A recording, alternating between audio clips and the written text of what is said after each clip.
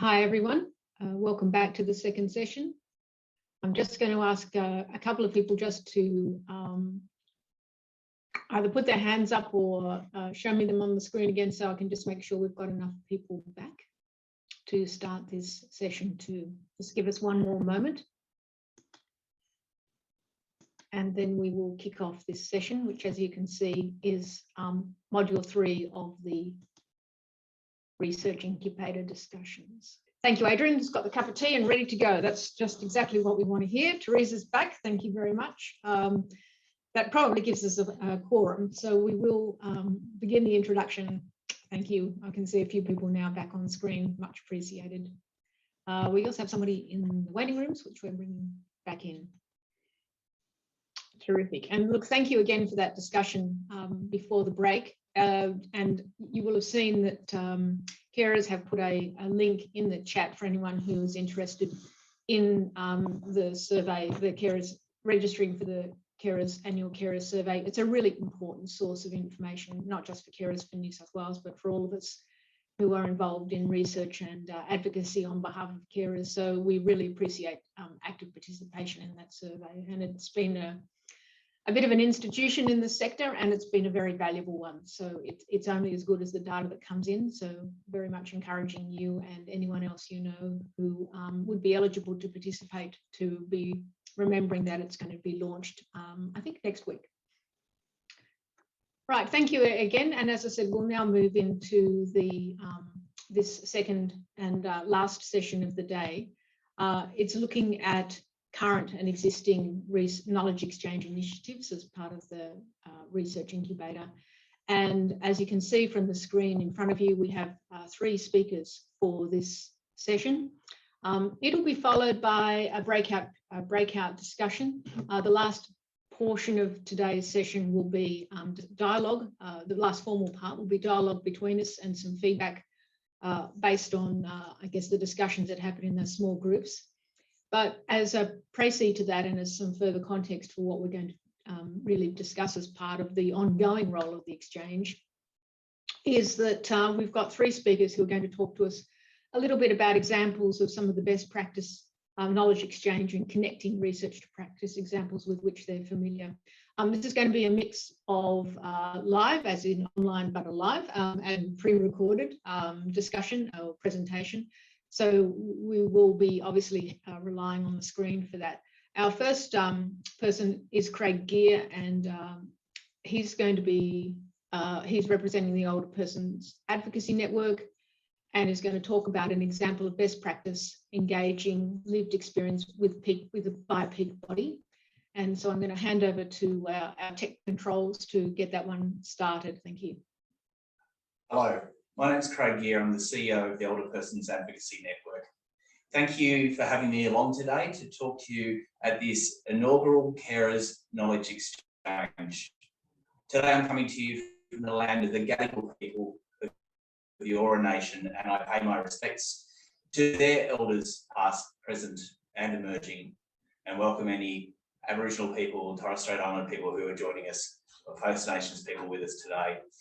Today I was going to speak to you a little bit about an initiative that we've undertaken at the Older Persons Advocacy Network, also known as OPAN, being our National Older Persons Reference Group.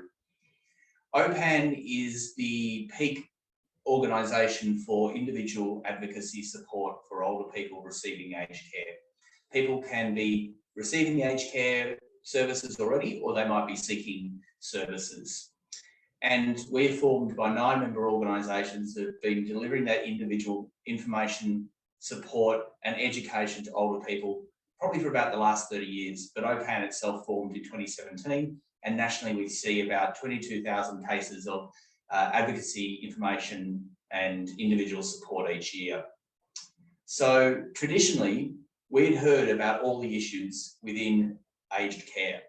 We'd heard them by the collective bringing together of those 22,000 occasions of support, and kind of seeing what the issues were in the aged care system.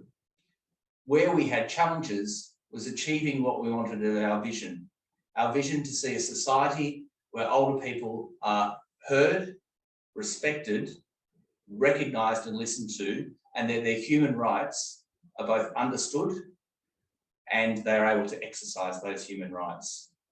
And so we wanted to transition from this passive receipt of information to actively engaging older people in the care and support that they needed, but also in us as a new organisation, hearing from older people themselves, hearing their voice in everything we did to try and inform our policy, systemic advocacy, and individual service design responses to assist them to get better services. So we're not there yet. We've started the journey, but boy, has this been an amazing opportunity to hear from and engage with people that are users of the system, and also have absolutely the advice into the government and into the system of what needs to change and what services should look like on the ground. So the National Older Persons Advocacy Network Older Persons Reference Group was formed in 2018, coming out of our first activity plan with the government. We had successfully tendered for the national contract, and as part of that, we wanted to say that we were going to bring the voices of older people forward in our own internal work, but also forward to government in our systemic advocacy work. We started off with developing a consumer participation framework, and that had, as one of the initiatives, the formation of an older persons reference group. And I want to acknowledge Jenny Burrows, who was the project officer at the time, who brought that idea to formation. And at first we thought this might be a small group of 8 people that might meet twice a year, might come together in person. As we grew and took expressions of interest for this reference group, we very quickly found that we had 35 to 40 people that were absolutely keen and eager to work alongside us. And what they were saying to us was nothing about us without us. And so that was the mantra that we've taken through this work and the work that we're doing with the Older Persons Advocacy Network, informing government around the changes that are needed in aged care, but also informing ourselves internally. So we started off, and COVID decided to hit. Our first meeting, which was meant to be February or March 2020, quickly moved to Zoom. And so what we thought was that, oh, this will be difficult for people, they won't engage in this process. But very quickly, what the advantage of it was it meant that we could get more diverse voices involved, people from across the country, people from diverse backgrounds to participate and advise us on what we needed to do to make a really good aged care system, and also the issues that they wanted to take forward. Where the group has got to now, we're still running at 2 bi-monthly meetings with about 35 people. We have a home care subgroup, and we're just about to start up a vulnerable and early ageing subgroup as well. The benefits of having such a reference group as this have been enormous. They have allowed us to really engage both in a policy development and a reform development space, the voice of the older person, and have people speak for themselves. It's also allowed us to have a voice to government that is credible. It means that we've had people who can speak for themselves or speak alongside us. One of the strategies that we've done is we've got a speaking opportunity or conference. It's older people that need to be there at the table, speaking for themselves as well. They've done it all their lives, they can still do it now. And so we want to be a conduit to that. If I'm speaking at a conference, I'd love to have older people speaking there for themselves. And I do recognise that Daniela Hillis from the Council of Elders, which is older people speaking for themselves, is part of this group and forum today. So we've actually moved to have older people represented in our key governance subcommittees. So our governance and performance subcommittee, our finance, audit and risk subcommittee have representatives from what we call is our NOPROG, the Older Persons Reference Group, participating in that. We're able to test ideas. We're able to hear what the priorities for OPAD and for government should be. And we've now got a situation where government comes to participate in our parts of our reference group meetings because they want to hear directly from users of service, from carers of people who are using services about what's needed and how the system needs to change. A few reflections on lessons learnt. And We saw this as going to be a small, tight group of some selected people that we've tapped on the shoulder. No, it's much better that we've gone broad, that we've taken expressions of interest, that we've looked for diverse voices. But in that sometimes comes some challenge. And so one of the lessons and reflections that I have is that you need to invest the time in setting up your terms of reference, but also in coaching, supporting the people that are part of your groups to understand what your role is and what the organisation's role is, where the parameters of where you can affect change are, but also to accept the challenge from them for always to go further. That takes time to build, and it also takes support. And we've been very lucky to have people like Joanne Kershaw, representatives from Dementia Australia, representatives from AAG, who've walked alongside us and walked with the older people who have been part of this to support and coach them. We always need to check in with people before meetings and after meetings to make sure that they have the supports they need, the understanding of the discussions that are coming up, and to be prepared. We also need to recognise that these people bring their lived experience and their expertise. And so early on, we looked at actually recognising that through a small sitting fee for meetings. And that has actually gone a long way to show the respect that older people deserve and the expertise they're bringing from their life and lived experience and careers that have often been in government or in human services systems. So they've seen it, they've done it, they've got the t-shirt, and they can tell us what needs to change. And we need to recognise that with small numerical money to actually pay respect to that expertise that we're gaining out of that as well. And finally, is the diversity in voices. There is something very powerful about making sure that diverse older voices are part of this process.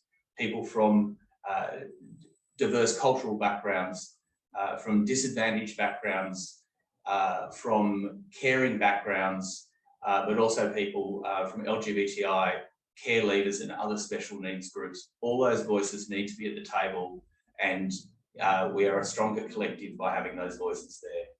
So they're just some reflections on the way that the Older Persons Advocacy Network has started the journey around consumer participation. We have a long way to go. We have our engagement manager who is now working on a broader engagement strategy right across our organisation to bring ambassadors forward, to bring people forward into a speakers bureau where they can speak for themselves in front of media, as we've been able to facilitate a number of those opportunities. And again, it's that adage, nothing about us without us. Thank you. Well, that was, I think, a very inspiring set of ways in which the organisation that we've just been spoken about has engaged older people, and many lessons from Craig's experience in making sure that they, I guess, live their goal of nothing about us without us. And a number of those innovative engagement ways are, I think, things we'd love to talk about in the breakout rooms a little after we hear from the next two speakers. Our next speaker is, and so we'll hold our comments other than, obviously people can put things in the chat, but we'll hold any actual dialogue to the breakout rooms if that's okay with people. Our next speaker is Glenys Petrie. Her topic is using lived experience to bring about positive impact in Brisbane City Council and with researchers. Glenys has supported her partner, John Quinn, to live well with dementia since his diagnosis, aged 59. Glenys has significant relationships in the Australian and international sectors as co-chair or member of numerous social care and quality of life research committees. She's a published co-author, community advisor, and passionate advocate for the inclusion of lived experience of people with dementia and, where relevant, their carers. Though she notes that not everyone has a carer, and this is, of course, something that we also share concerns about. Glenys is a founding director of Dementia Australia's Dementia Friendly Community Committee and is her local Brisbane South Dementia Alliance representative.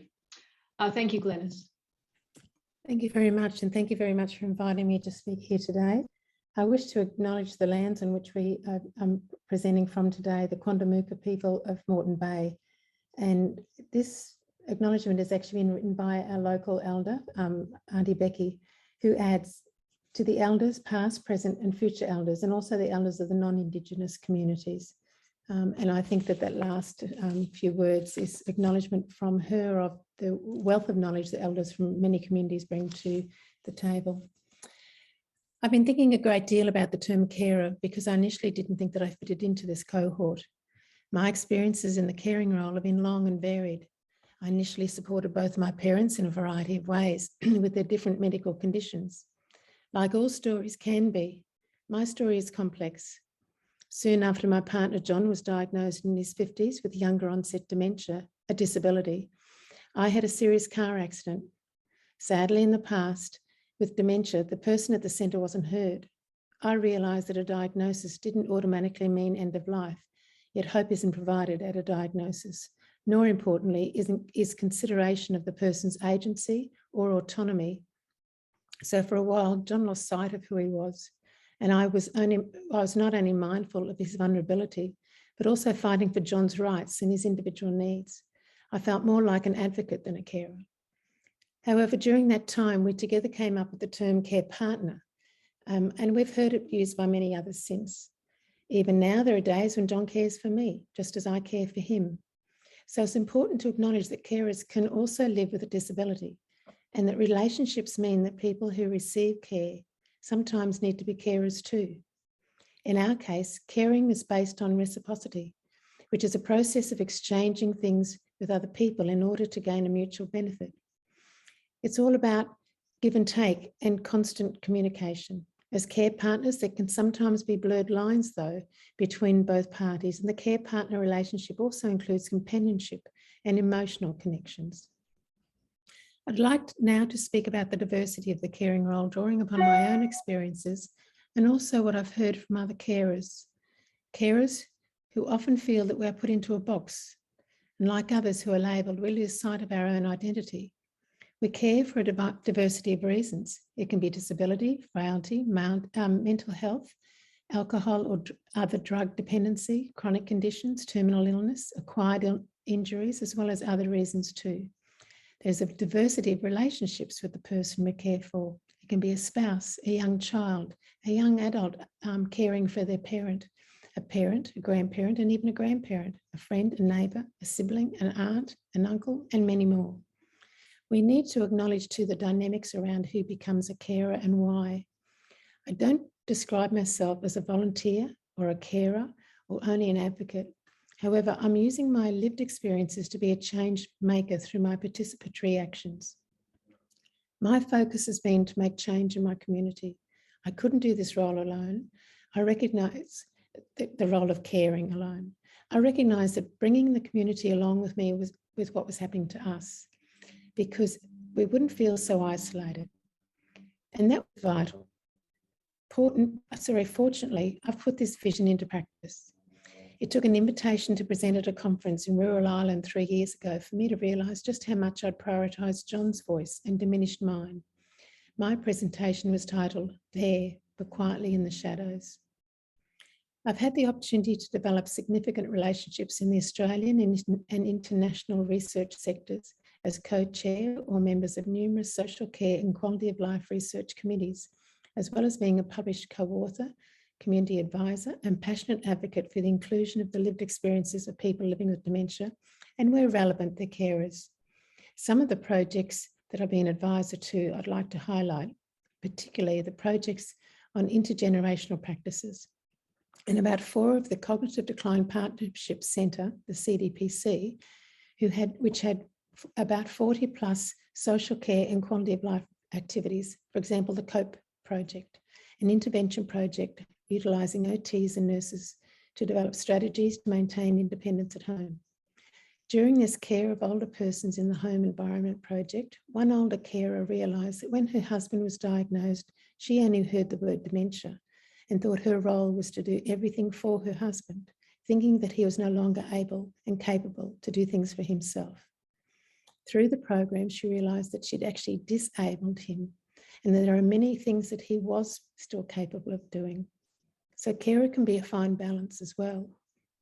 Both researchers and we advocates and advisors exchange knowledge with those with the lived experiences, including carers. This has a mutual benefit for all, a different example of reciprocity. There's a saying, If you get it right for dementia, you'll get it right for most disabilities due to the complex array of physical, sensory, neurodiverse, and cognitive symptoms caused by the condition, and acknowledging that many people who are diagnosed with dementia may have already had a disability and are therefore more likely in some cases to actually develop dementia, in particular with people with Down syndrome. I spoke earlier about bringing our local community along with us. We've had opportunities to have real life impact through small actions of raising awareness, which are having increasingly broad positive implications. Proudly, I'm the founding member of Dementia Australia, a founding member of Dementia Australia's Dementia Friendly Communities Committee in my local Brisbane South East Dementia Alliance. It's this advocacy that has resulted in the recognition that Brisbane City Council has made the commitment to work towards becoming a dementia-friendly organisation. This formal approach that we have adopted alongside the Brisbane City Council with support from Dementia Australia means that Brisbane is the first capital city in Australia to formally commit to becoming a dementia-friendly city. Quite a milestone achievement. John and I have also been presenting at our local school, Iona College, delivering an education program to their senior students with remarkable impacts. These dementia awareness sessions include both John's and also my carer perspectives, and have resulted in a number of practical and positive examples of the students interacting with people living with dementia in the community. Again, reciprocity between various members of our community. Iona College is the first school in Australia to have made the commitment to become a dementia-friendly school. Iona College's vision is that these change agents of the future, all of the staff, the parent group, and 10,000 old boys, because it's a boys' school, private school, will have the opportunity to become dementia friends.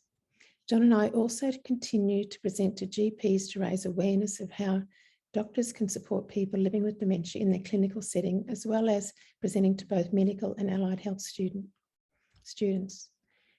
In conclusion, my experience of knowledge exchange and knowledge translation is founded on reciprocity and the exchange of experiences and the situations for mutual benefit.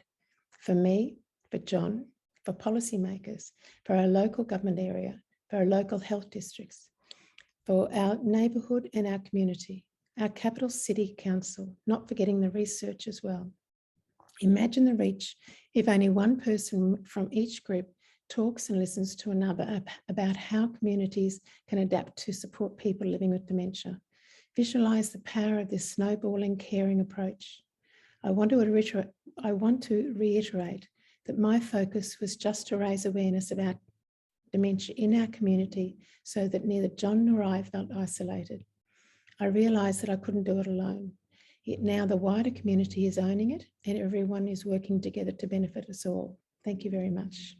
Thank you so much, Glenys. And just a couple of comments, if I might, before we move on to the next speaker. I think your point about people who are cared for can also be carers is a really important one. Similarly, the fact that what makes a carer, what causes someone to become a carer is hugely varied, and the circumstances in which they have to care is also hugely varied, and something that we really need to acknowledge in being flexible and inclusive about how we support people. And lastly, I just want to make a general comment. When you say Brisbane City Council is now signed up to being a dementia safe city, we should remember that Brisbane City Council covers the whole of the city. It is an enormous council and therefore an enormous impact. I think we have in Sydney, where I'm based right now, we have about 40 councils covering the same area as Brisbane City. So it really is an impactful thing, and congratulations for that. Thank you. I'd like to now move to our third speaker, Adrian Walker from UNSW, University of New South Wales, sorry. He's going to talk about engaging carers through the role of advisory groups on projects on self-harm and suicide for people with cognitive impairment and dementia. Dr. Walker is a research officer. He currently, as I said, is at UNSW in the Department of Developmental Disability Neuropsychiatry. He's very passionate about incorporating lived experience into studies on health, especially for vulnerable populations, and has been involved in multiple projects incorporating the views of people with lived experience, including carers, to guide his research directions and outputs. Thank you, Adrian. Oh, thank you so much, Carol. As Carol mentioned, I'm currently at the University of New South Wales on the Kensington campus, and I would like to start my talk by acknowledging the Bedegal people, who are the traditional custodians on the land in which I sit, and pay my respects to elders past and present, and extend that respect to Aboriginal and Torres Strait Islander people who are present with us here today. As is mentioned in the title of my talk, I would also like to start by mentioning that this talk is about dementia and self-harm, partially, and if you're going to feel like that's a sensitive topic for you and may cause you some distress, I encourage you to take 10 minutes and step away just while we go through this talk. The structure of this talk, I've set it out. I want to give you a quick overview first of the project itself, about what we've done on dementia and self-harm, and how we've tried to engage carers and people with lived experience of dementia. The benefits that we saw to our research project as part of engaging those people with lived experience, and also for other researchers here today, tips that I've picked up for running your own lived experience group for carers and people with lived experience of dementia. I want to say, though, that I think the real thrust of this talk is that I want to, I guess, quite dramatically address what I call the latent arrogance of some researchers, especially quantitative researchers like myself. My background is in data analysis, in believing, in a sense, that aggregate level data, when you're looking at lots of people at a broad level, is somehow more useful, or it can put the individual experience to the wayside. And I've learned, especially over the past few years in this job, that that's just not the case. We need to be focusing on both. Yes, we can focus on the aggregate experience, but we need to remember that the aggregate experience of people is really just made up of individual experiences. And I hope I can hammer home that point today. Some background for the project that I'm going to talk about. As I said, I'm a data analysis researcher. Our project was on dementia and self-harm. It was funded very generously by Dementia Australia.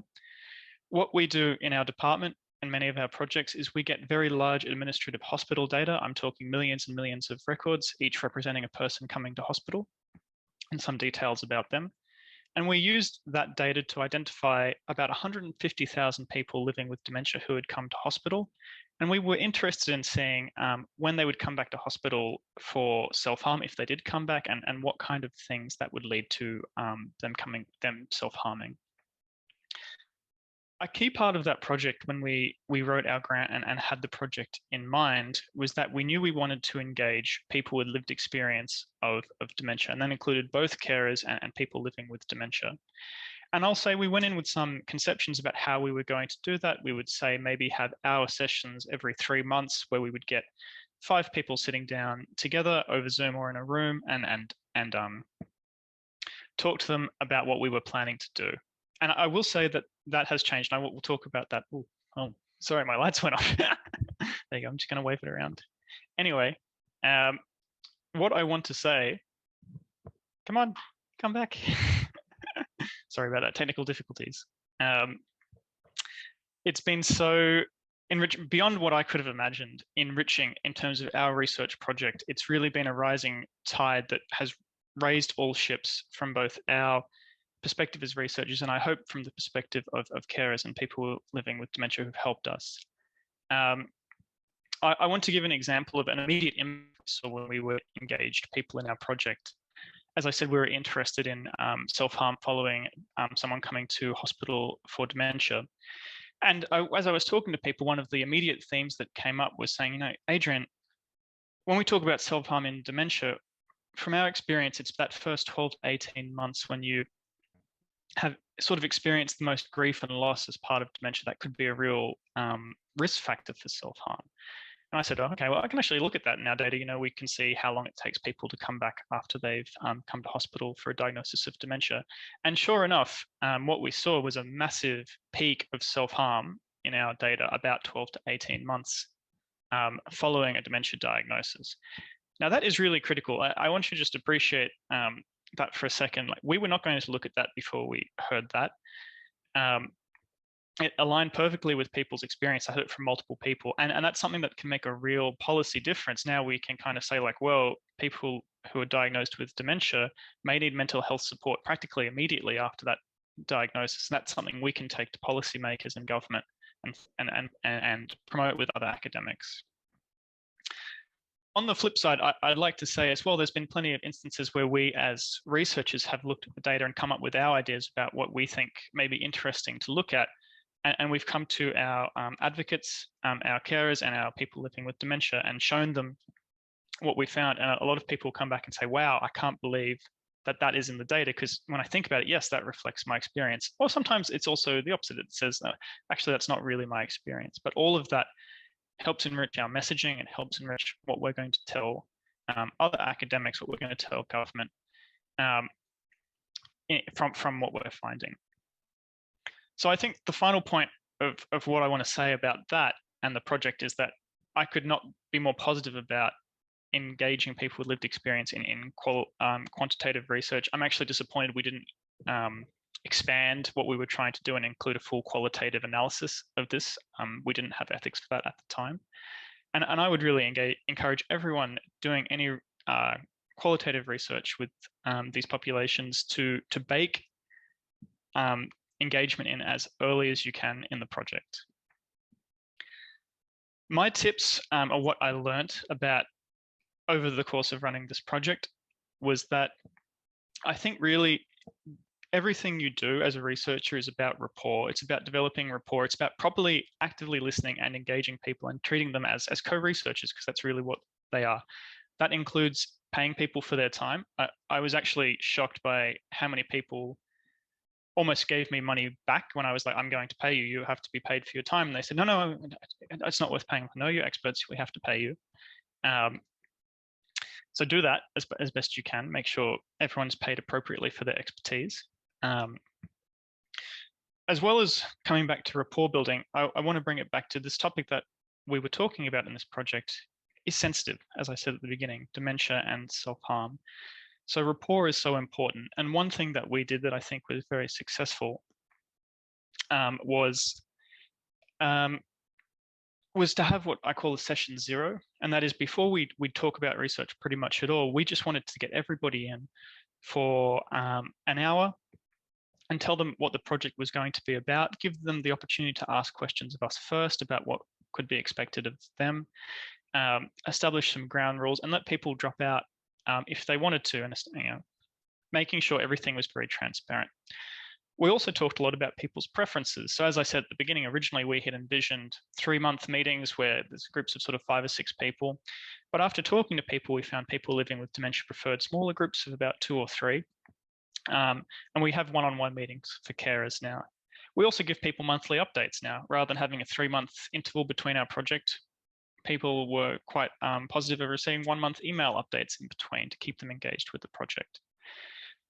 That may be different for your project. The point is that tailor any engagement you do to the people that you have and make it clear that you and genuinely care about their needs. They're people who are bringing expertise that's going to enrich your research and treat it as such.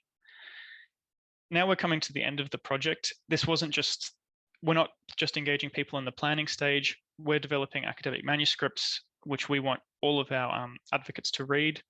They talk to us about the results that we're finding, and hopefully they're going to help us plan some resources that we will send out to policymakers, that we will send to people with lived experience and carers. And really, our goal has been to engage people throughout the whole length of the project. I think the earlier you can get people in, the better, with lived experience and talking about even what your research questions may be, and right to the end of the publication cycle and any following resources that you develop. I'd just like to say thank you to all the other speakers today. I've been here for all 3 days and it's been exceptional. Thank you to Carers New South Wales for organising this. And I can say I've had a wonderful time, and thank you everyone for listening to me today. Thanks so much, Adrian. Really illuminating again about hearing from a researcher's perspective about the importance of early engagement. Considering participants as co-researchers, I guess not study subjects, really, really important message. Transparency and tailoring. And I think your last point about being genuine and really committing to the people and to the project is so important. So thank you for bringing out those points. We are a little behind schedule, but that's okay because we're all enthusiastic and we've heard a great deal of really valuable information. So I think that's far more important than sticking rigorously to the agenda, but we are a few minutes behind. So we're going to have a very brief sort of breakout session now for people. What we're going to do is allocate people to rooms. If you choose not to take up a room, you don't want to participate in the breakout session, that's perfectly fine. You will remain in the main room for that period. And if you do join a breakout session, there'll be some instructions when you link into the room about what we're going to do. And the idea is to have I guess a 1 or 2 point, very quick feedback from people on what happens in your breakout discussion before we close. So thank you again. I'll now get the team to allocate you to rooms and I'll see you in a few minutes. Thanks everybody and welcome back. I hope that your brief but undoubtedly active discussion in the breakout rooms was a useful opportunity to absorb some of the discussion today and to think about it in your own context and keep it fresh in our minds. We will take the notes that people have made and talk about that, but we had 4 rooms. I'm just going to ask people if, again, it might have to be a combination of hand up because I can't see everyone at once, but a hand up and also just in the chat, any of the key things that came out of your particular breakout room. We had 4, if someone can just speak briefly to room 1, either by the chat or by I can do that now. for Thank group you. 1 briefly. Yeah, so we just talked about importance of hearing carers' voices and not just the voices of those that are already engaged, providing more carers with opportunities to get involved in research and moving beyond just consultation and co-design and closing the loop on the outcomes and impacts so that carers are aware of how that information is used. Thanks, Sarah. And room 2. Hi, so in our group, we talked quite a bit about the need for respect quite early on in the research project, quite open conversations if possible, and also to recognise sort of the functionality of being able to have carers involved in research projects. So very much being able to, for instance, provide some logistical support even to be able to get to research. So very much openness throughout. Fantastic, thanks Jade. Room 3. I think that was us. We talked a lot about, yeah, again, the respect, making sure that as a researcher, you're providing profound respect to the wealth of knowledge, that you're treating people as experts and being having a lot of humility. And as a researcher, or from the researcher perspective, you need to make sure that you're letting your project be guided. You really have to see yourself as a facilitator or curator of other people's expertise and experiences.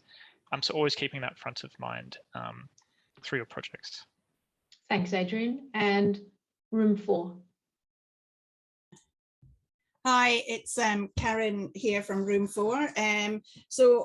We had sort of similar discussions, but one of the main things was that about the co-production and with the knowledge translation is that it's not tokenistic, it's meaningful, and that there is active participation. And that we're not just saying that we are inclusive or engaging with the different cohorts, in this case carers, that we're actually meaningfully doing that and actively doing that. And then some people talked about actually being included in grant applications right from the start, and actually being part of the funds in the budget for participation. Fantastic. Thank you so much, Karen. And thank you to all of the people who participated in the groups, and also for the 4 spokespeople for keeping their presentation back to us so focused. Really appreciated it. Clear messages in there, I think, throughout today and undoubtedly throughout the 3 days. Engaging in research from the beginning is just as important as translating research at the end. And we want to make sure that through the exchange, we provide opportunities for both those things, not only spreading the message about the outcomes of research and making sure that they are practically applied, but helping that research be focused and valuable to the community from its inception. So thank you everybody for that. We've come now to the end of the formal part of today's event and the sessions this week. There will be an opportunity for people to stay on from 1 p.m. to have the final virtual cafe for the week. So if you are able to do that, please join us. I'd like on behalf of Carers New South Wales and IPPG to extend a massive thanks to all of our speakers, our breakout room facilitators, and every attendee who has participated and contributed this afternoon and over the past 2 days. I also really want to thank the staff of both of our organisations for putting in a huge amount of effort for this inaugural event. And we look forward to hosting more of these as time goes by, but very much learning our lessons along the way too, and ensuring that we are also inclusive and engaging in the way we run these events and design them. So thank you so much to our teams. The purpose of the inaugural event has been very much about sharing knowledge and hearing from as many voices as possible. And we couldn't have done it without the participants we've had over the last 3 days. In the coming days, all registered attendees will receive a follow-up email and an evaluation survey so that we can really learn from the experience today, but also hopefully engage with you in an ongoing way. In the coming weeks, you'll also receive links to the recorded session for each of the days, as well as the communique and the digital canvases that will be developed based on what's been shared this week. If you haven't already done so, we encourage you to subscribe to the email updates of the Knowledge Exchange at carersexchange.com.au. And subscribers to this list will be notified as the library is fully ready to use and about future events and possibilities. We began the day by acknowledging the traditional owners and noting that this is a very particularly important day in our calendar, a Sorry Day. And we had a wonderful opening welcome from a community member from the Metropolitan Land Council in Sydney. I think the spirit of that has pervaded all of our work, and I really appreciate the work that we've done with our Aboriginal communities, who are often very difficult voices to hear from and often don't have the supports and mechanisms that others of us have. And I think much of our learnings will be geared to what those groups of carers who perhaps traditionally haven't benefited from the government systems and the investment in the past. And I thank all of you for joining that journey with us today, as well as to helping all carers in their roles. Thank you again for joining us. I'm going to now formally close this session. As I said, in half an hour, if you wish to rejoin, there will be an optional informal opportunity to continue discussions into the afternoon through the same Zoom link that you're currently using. Thank you again. Thanks to everybody. Thank you, Elena, for joining with us in this whole partnership. It's a very exciting opportunity for a university to be really actively on the ground involved and to see so many players from across the community participate. We look forward to the next 3 years of many more of these sorts of events and dialogues and genuine change as a result of our activities. So thank you, everybody. Thanks, Carol. And thank you for everyone. the notes that are coming in as well. Thanks, everybody. Amazing. Thank you so much. And we'll catch you in the virtual cafe. So thanks, everybody. Thank you. Thank you. Bye-bye.